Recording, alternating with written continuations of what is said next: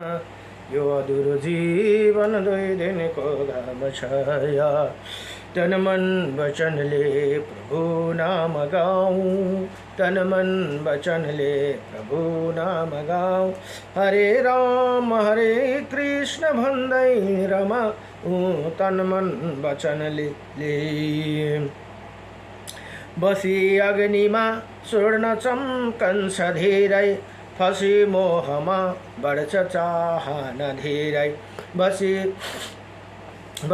अग्निमा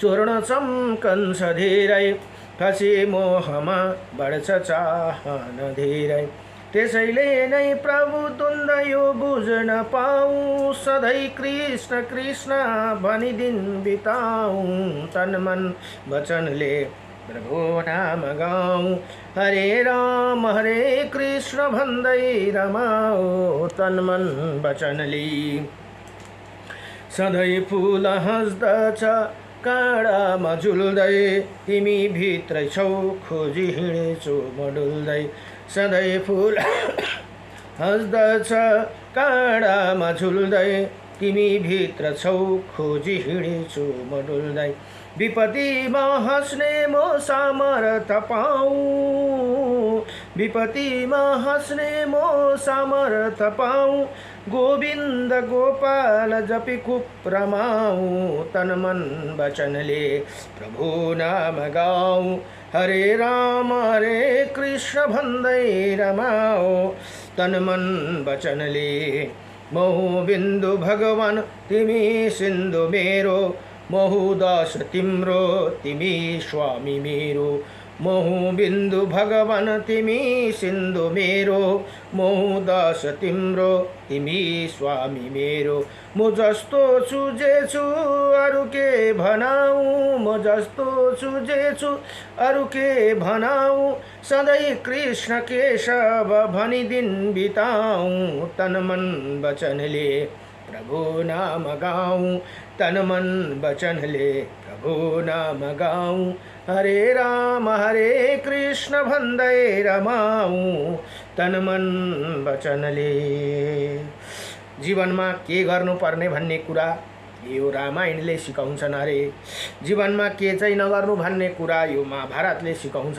भनेर बताउनु भएको छ यहाँ र जीवन कसरी जिउने यो श्रीमद् भागवत महापुराणले सिकाउँदछ जीवनमा के गर्नुपर्ने कुरा भन्दा चाहिँ यो रामायण पढ्यो भने अथवा सुन्यो भने त्यहाँबाट थाहा हुन्छ अरे जीवनमा के चाहिँ काम नगर्नुपर्ने कुरा यो महाभारत सुनेपछि थाहा हुन्छ अरे र जीवन कसरी जिउने र जीवन कसरी चलाउने भने चाहिँ यो श्रीमद् भागवत गीता अथवा भागवत महापुराणले सिकाउँछ भनेर यहाँ बताउनु भएको छ र अहिले अब आज एकादशी महात्म्य सकेर अब श्री बराह महापुराण अध्ययन हुँदैछन् यो अहिले बराह महापुराणमा जम्मा 182 अध्याय भनेर यहाँ बताइएको छ भने 10,000 श्लोकमा अब हिजोसम्म 12 अध्याय आज 13 अध्यायको प्रसङ्गमा श्री बराह महापुराणको पितरौका परिचय र श्रद्धाकै समयमा निरूपम तथा पितृका गीत भनेर अब गीत भनेको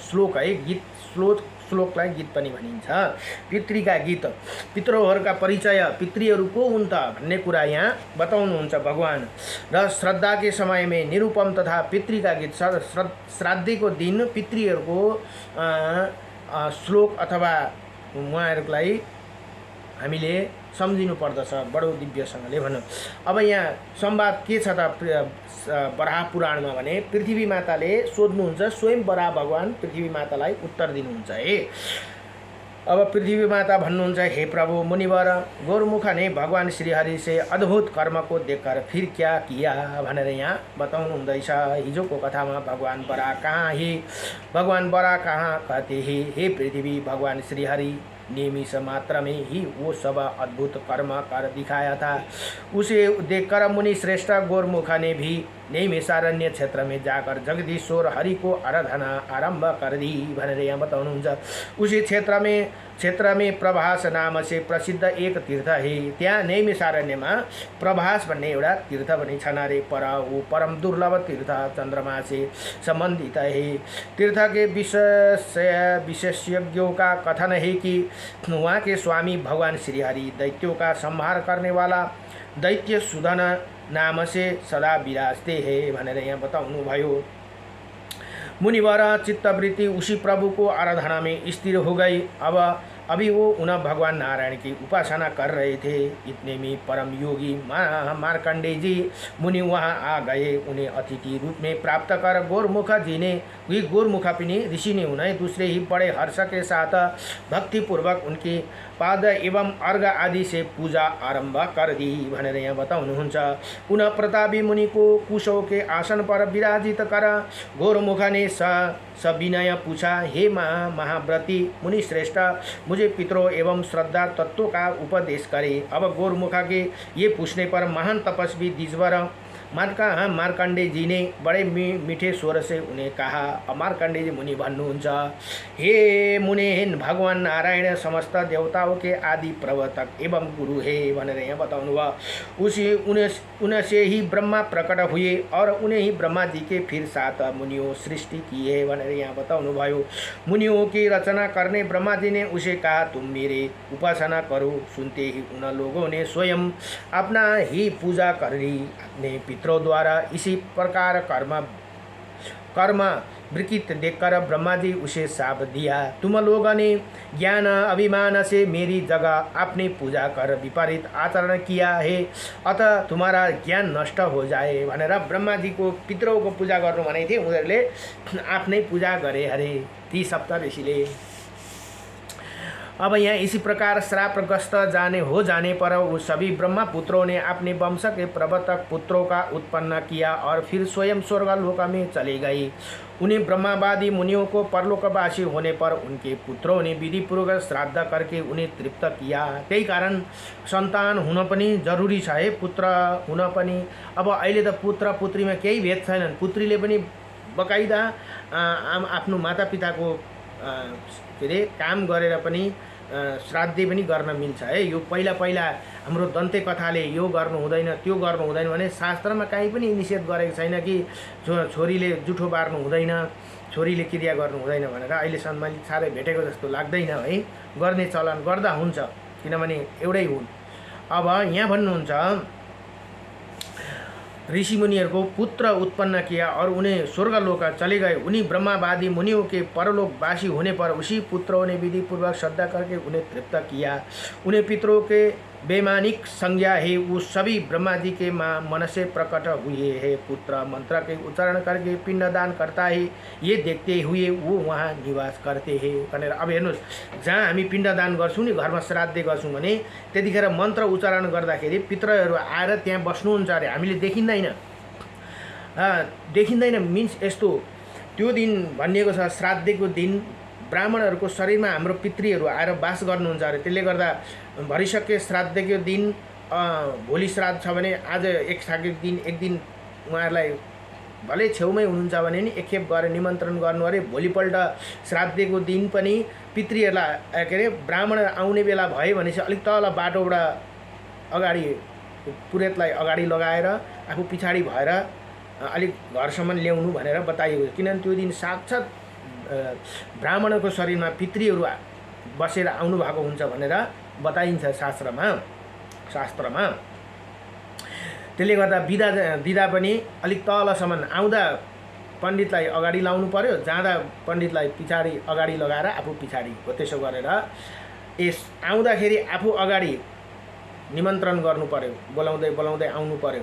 जाँदाखेरि गुरुजीलाई अगाडि लगाएर आफू पछाडिसम्म आधी बाटोसम्म पुर्याउनु पर्छ भन्ने एउटा चलन छ। के कारणले भन्दा त्यो दिन अब यहाँ बताउनु हुँदैछ, पितृ उच्चारण करके पिण्डदान करते वहाँ देखते हुए वहाँ निवास करते हैं, जब ब्राह्मणहरूको शरीरमा आएर बस्नुहुन्छ अरे। अब गौरमुख ऋषि सोध्नुहुन्छ, हे ब्राह्मण भनेर मार्कण्डेय मुनिलाई, जितने पितर हो और उनके श्राद्ध के जो समय वो मैं जानना चाहता हूँ। उसी लोका में रहने वाला पितृगण कितने हैं ये सब भी मुझे बताने की कृपा करे भनेर यहाँ सोध्नुभयो। अब मार्कण्डेय जी मुनि भन्नुहुन्छ, कहने लगे, हे द्विजवर, देवताओं के लिए सोम रस की वृद्धि करने वाला कुछ स्वर्ग निवासी पितर मारीच आदि नाम से विख्यात है भनेर यहाँ बताउनुभयो। उनी श्रेष्ठ पितरों में चारों मूर्तिमान और तीनों अमूर्त बिना मूर्ति का कहा गया है। इसी प्रकार उनकी संख्या 7 है भनेर यहाँ बताउनुभयो। उनके रहने वाला लोगों के तथा उनके स्वभाव बताता हूँ, सुनो। संतान का नाम का लोक में भास्कर नाम का पितृगण निवास करते। संतानक नाम का लोक में भास्कर नाम का पितृ निवास करते हैं, जो देवताओं के उपास्य है और ये सभी ब्रह्मवादी है। ब्रह्मा लोक से अलग होकर ये नित्य लोकों में निवास करते हैं भनेर यहाँ बताउनु भयो। 100 युग व्यतीत हो जाने पर इन पुनः प्रादुर्भाव होते हैं। उन समय अपनी ही पूर्व स्थिति का स्मरण होने पर सर्वोत्तम योग का चिंतन करके परम पवित्र योग संबंधी ही अवृत लक्षण मोक्ष के वो प्राप्त कर लेंगे भनेर यहाँ बताउनु भयो। ये सभी पितृ श्राद्ध में योगियों के योग द्वारा तृप्त किए जाने पर योगी पुरुषों के हृदय में पुनः योगी के वृद्धि करते हैं भनेर यहाँ बताउनु भयो। क्योंकि त्यही कारण हामीले पूर्वजहरूको श्राद्ध गर्नु अनिवार्य छ। है पितृहरूबाटै हामीले आशीर्वाद पाइन्छ, हाम्रो उन्नति पितृद्वारै हुन्छ। अब जो पितृदोष भयो भने हाम्रो उन्नति प्रगति हुन सक्दैन भन्ने शास्त्रले बताउँदछ। यहाँ भनौँ, पुरुष ने श्रद्धा वस्तु देना चाहिए हृदय में पुनः बड़ा यहाँ भन्नुहुँदैछ योगियों की वृद्धि करते, क्योंकि भागवत भक्त के भक्ति योग से इन्हें बड़ा संतोष होते हैं। अब भगवान को भक्त भयो, आफ्नो शाखा सन्तान है, पुत्र पौत्र नाति पनाति भने पनि पितृहरू बडा खुसी हुन्छन्। अरे कहीँ गएर आफ्नो पुत्रले छोराले नातिले पनातिले भागवत सुनिदिन्छ अथवा भागवत लगाइदिन्छ भने पितृहरू बडो तृप्त हुनुहुन्छ भनेर यहाँ बताउनुहुन्छ। भागवत के भक्ति योग से हेर्नुहोस् है, बडा संतोष होते। अतः एवं योगी वर भगवान को अपना सर्वस्व अर्पण करने वाला योगी पुरुष को श्रद्धा की वस्तु देना चाहिए भनेर यहाँ बताउनुहुन्छ। सोमरस पीने वाला सोमप पितरों का ये प्रधान प्रथम स्वर्ग ही, ये पितर उत्तम वर्ण वाले ब्राह्मण ही, इन सबका एक एक शरीर है। ये स्वर्ग लोक में रहते, वो भूर लोक में निवास है, इनकी ही पूजा करते हैं। कल्प पर्यंत जीवी ही मारीच आदि पितर ब्रह्मा जी के पुत्र है। वो सब पितरों के साथ मेरो मरुत की उपासना करते हैं। मरुदगण उनके उपास्य है। सनक आदि तपस्वी बेराज नाम का पितृगण उन मरुदगण के सभी पूज्य है भनेर यहाँ बताउनुहुन्छ। अब बैराज संज्ञा का पितरों का गण की संख्या 7 कही जाती है भनेर यहाँ बताउनु भयो। ये पितरों के संतान का परिचय हुआ। भिन्न भिन्न वर्ण वाले सभी लोग उन पितरों की पूजा करते हैं और यह नियम है ब्राह्मण क्षत्रिय एवं वैश्य इन तीनों वर्णों का अनुमति पाकर द्विजेतर भी उन सभी पितरों का पूजा करते हैं। ये तीनले ब्राह्मण क्षत्रिय र वैश्यले अनिवार्य रूप में पितृहरूको गर्नु पूजा कर सकता है। उसके पितर इन पितरों गण से भिन्न है। ब्राह्मण पितरों में भी मुक्त और चेतन का 2 प्रकार का पितरा नहीं देखा जाते हैं। विशिष्ट शास्त्रों में देखने पुराणों का अवलोकन करने तथा ऋषियों के बनाए हुए शास्त्र का अध्ययन करने से अपना पूज्य पितरा परिचय प्राप्त कर लेना चाहिए भनेर यहाँ बताउनुहुन्छ। अब सृष्टि रचना के समय ही फिर ब्रह्मा जी को स्मृति प्राप्त हुई। तब उन्होंने पूर्व पुत्रों का स्मरण हुआ। वो पुत्र तो ज्ञान के प्रभाव से परम पद को प्राप्त हो गए ही। ये बात उन्हें विधिवत हो गई। वो वसु आदि के काश्यप आदि ब्रह्मावादी ब्रह्मादि वर्णों के वसु आदि वो गंधर्व प्रभुति पितरा और ये बात सर्वसाधारण रूप से समझ लेना चाहिए। इनमें से कोई अन्यथा विचार नहीं है। मुनिवर ये है पितरों की सृष्टि का प्रसंग ही प्रकरण बस तुम्हारी सामने इनका वर्णन कर दिया। वैसे यदि करोड़ों वर्षों तक इसे कहा जाए तो भी इसका विस्तृत प्रसंग अंत नहीं दिखता है भनेर यहाँ बताउनुहुन्छ। हे द्विजवरा, अब मैं अब मैं श्रद्धा के लिए उचित काल का विवेचन करता हूँ। सुनो, श्रद्धा करता जिस समय श्राद्ध योग्य पदार्थ या किसी विशिष्ट ब्राह्मणों को घर में आया जाने अथवा उत्तरायण या दक्षिणायण का आरंभ व्याप्त पाती योग हो, उसी समय काम्य श्रद्धा का अनुष्ठान करे। विषुव युग में सूर्य और चंद्रमा के ग्रहण के समय सूर्य के राशंतर प्रवेश में नक्षत्र व ग्रहों द्वारा पीड़ित होने पर बुरे सपना देखने तथा घरों में नवीन अन्न आने पर काम्य श्राद्ध करना चाहिए। हेर्नुहोस् है के हुँदाखेरि के गर्नुपर्ने यहाँ शास्त्रले बताइदियो। जो अमावास्या औँसीमा अनुराधा विशाखा एवं स्वाति नक्षत्र से युक्त हो उसमें श्राद्ध करने से पितृगण 8 वर्षों तक तृप्त होते हैं। औँसीको दिन परोस्। अच्छा, अर्को कुरा म एउटा भनिरहेको छु है, तपाईँहरूले कतिजनाले त अब आफ्नो मातापिताको मृत्युको तिथि भुल्नु भयो नि, थाहा भएन है। अब सानैमा मातापिता गुजर्नु भयो र याद भएन भने औँसीमा गर्नुहोस्। औँसीमा कुन नक्षत्र परोस् अरे भन्दा अनुराधा नक्षत्र परेको। अहिले त के सबै गुगलमा दिइहाल्छ, अनुराधा नक्षत्र परोस्, आजै थाहा हुन्छ भोलि के नक्षत्र हुन्छ भन्ने कुरा आजै थाहा भइहाल्छ। विशाखा परोस् अरे एवं स्वाति नक्षत्र परोस् युक्त यो यस्तो नक्षत्र पारेर तपाईँले औँसीको दिन श्राद्ध गर्नु, उसमें श्राद्ध करने से पितृगण 8 वर्ष तक तृप्त रहते हैं भनेर यहाँ बताउनु भयो। इसी प्रकार जो अमावस्या पुष्प पुनर्वसु या आराद्रा नक्षत्र युक्त उसमें पूजित होने से पितृगण 12 वर्ष तक अझै दामी। हेर्नुहोस् त, कुन नक्षत्र भनेपछि पुष्य पुनर्वसु या आराद्रा नक्षत्र में गर्न त अझै 12 वर्षसम्म तृप्त हुनुहुन्छ अरे।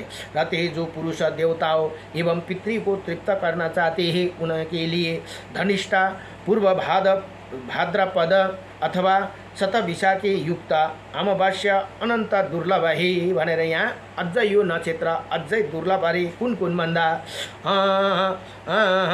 धनिष्ठा नक्षत्र पूर्व भाद्रपद अथवा शतभिषे युक्त अमावास्या अत्यंत दुर्लभ है। हे ब्राह्मण श्रेष्ठ, अब जब भनेर यहाँ मार्कण्डेयजी गोरमुख मुनिलाई बताउनु हुँदैछ अमावास्या भनेको ये झार छ हो, यो बिरालाले पनि इना उपयुक्त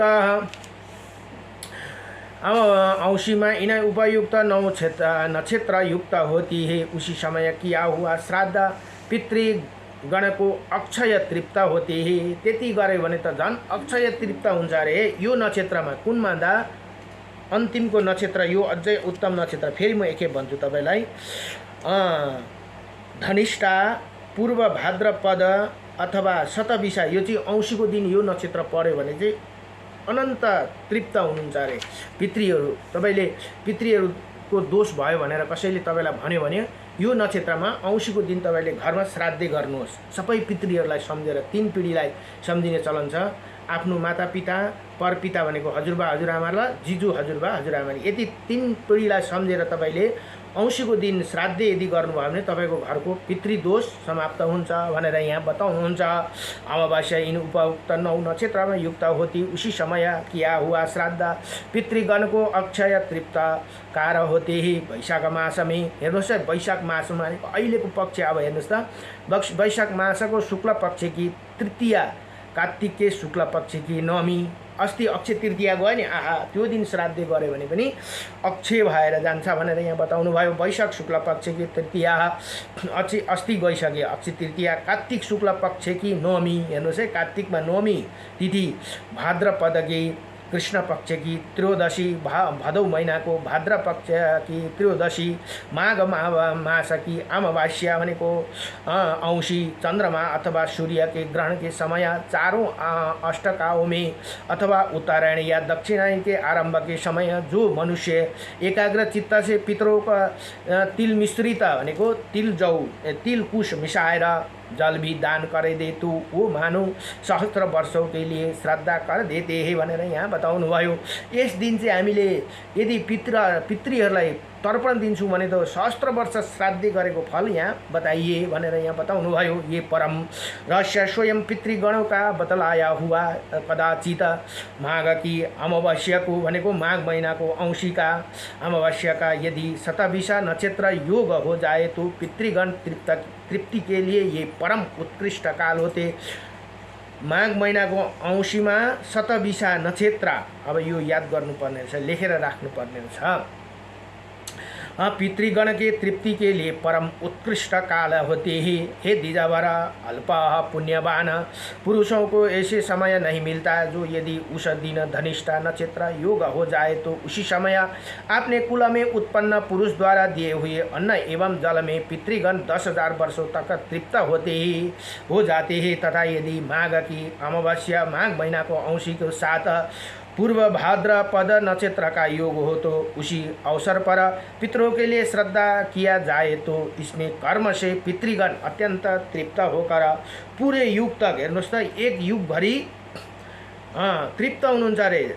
तपाईँले गर्नु सक्नु भएन श्राद्धे भने पनि माघ महिनाको औँसीमा पूर्व भाद्रपद नक्षत्र पर्दियो भने त यो अवसर पारेर त्यो दिन नक्षत्र परेको दिन पितृको लागि श्राद्धे गर्नुहुन्छ। यदि घरमा काहीँ तीर्थमा गएर भने त्यो तपाईँले त्यहाँदेखि उता गर्नु सक्नु भएन भने पनि एक युगभरिलाई पितृहरू तृप्त हुनुहुन्छ अरे। पितृगण अत्यंत तृप्त होकर पूरे युग का सुखपूर्वक शयन करते हैं।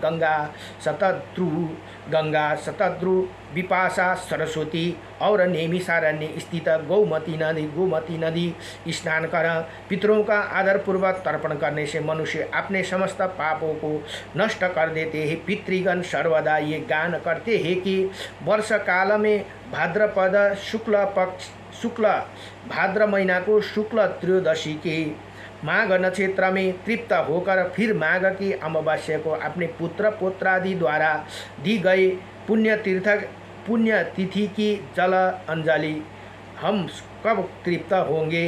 विशुद्ध चित्त शुद्ध धन प्रास्त काल उपयुक्त विधि योग पात्र और परम भक्ति से सब मनुष्य को मनोवांछित फल प्राप्त करते हैं भनेर यहाँ बताउनु हो भयो। अब पितृगीत भने के त भन्दा पितृहरूको श्लोक है यहाँ बताउनु हुँदैछ।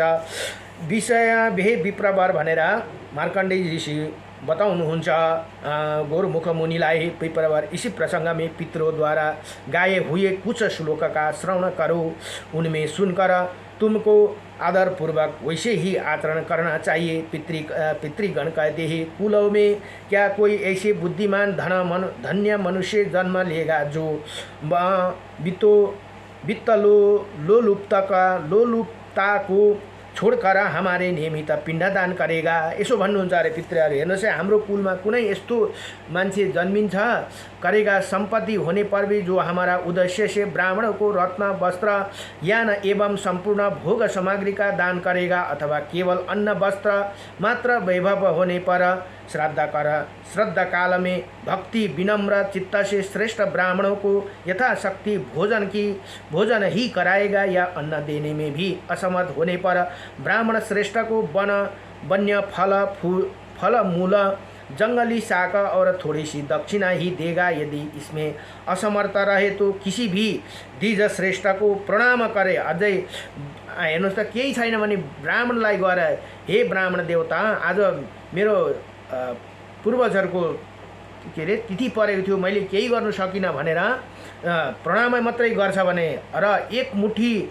कालो तिल एक मुठी त दिन सकिन्छ, त्यति प्रणाम गरेर एक मुठी कालो तिल लगेर दिन्छ यदि भने, अथवा हमारे उद्देश्य से पृथ्वी पर भक्ति एवं नम्रता पूर्वक 7-8 तिलों से युक्त, हेर्नुहोस् है, 7-8 तिलों से युक्त जलांजलि ही देगा। यदि इसका भी अभाव हो तो कहीं ना कहीं से एक दिन का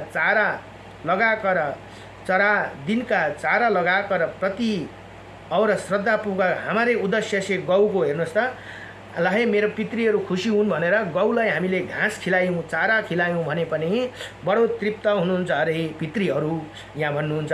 यदि त्यो पनि भएन भने अलिकति तिलजौ हालेर यसो जमिनमा हामीले जल तर्पण दिउँ भने त्यसमा पनि के अरे तृप्त हुनुहुन्छ अरे। त्यो चाहिँ केही नभएको, सामर्थ्य नभएको खण्डमा हाम्रोमा केही छैन, अब उपाय नै छैन, म श्राद्धै गर्नै सक्दिनँ भनेर भन्दछ भने हामीले गौको घाँस खिलाएगा तथा इन सभी वस्तुओं का अभाव होने पर वन में जाकर, हेर्नुहोस् त कति सजिलो, जस्तै हरितन्नमलाई पनि श्राद्धै गर्ने बताइदिएको छ शास्त्रले। अब वनमा गएर कुक्षी मूल भनेको बगलको दिखाते हुए यसरी हात उठाएर भन्छ, हे भगवान, हे पितृगण, मेरोमा आज केही भएन, मैले केही गर्न सकिनँ भनेर यो हामीले यो काखी देखाइदियो भने पनि बा पितृहरू तृप्त हुनुहुन्छ अरे। तर आफ्नोमा केही छैन, एकदम सुखो छैन भने मात्रै त्यो चाहिँ छ भने थोरै सामर्थ्य श्राद्धै गर्नु सक्नु भएन भने उयो दिनुहोस्, लगेर सिधा दिनुहोस् है। सिधा पनि दिनु सक्नु भएन भने ब्राह्मणलाई प्रार्थना गरेर जल दिनुहोस्, पृथ्वीमा जलको तर्पण दिएर ब्राह्मणलाई प्रार्थना गरिदिनुहोस्। त्यति पनि भएन भने गौलाई घाँस खिलाइदिनुहोस्। घाँस पनि खिलाउने तपाईँकोमा सामर्थ्य छैन भने ठुलो वन जङ्गलमा गएर त्यसरी दिखाए हुए सूर्य आदि दिक्पालों से उच्च स्वर से ये कहेंगे भनेर यहाँ बताउनु भयो। वितम धन्य मेरे पास, यहाँ हेर्नुहोस् है, मेरे पास श्रद्धा कर्म के योग्य न धन संपत्ति है और न कोई अन्य सामग्री, अतः मैं अपने पितरों को प्रणाम करता हूँ। मेरे भक्ति से ही तृप्त लाभ करे, मैंने अपनी दोनों बाहु आकाश में उठा किए भनेर यसरी भन्नु अरे। यसरी हात उठाएर त्यसो भन्नु अरे, हे दिजोतम, धन के होने अथवा ना होने की अवस्था में पितरों ने इसी प्रकार की विविध्या बतलाई है। जो पुरुष इसके अनुसार आचरण करता है उसके द्वारा श्रद्धा समुचित रूप से संपन्न माना जाता है भनेर यहाँ बताउनु भयो।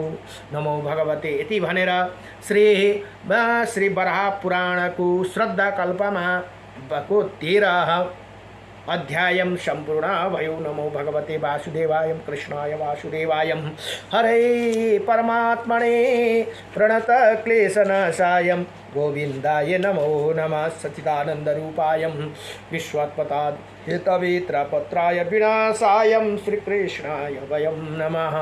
ओम नमो भगवते वासुदेवाय।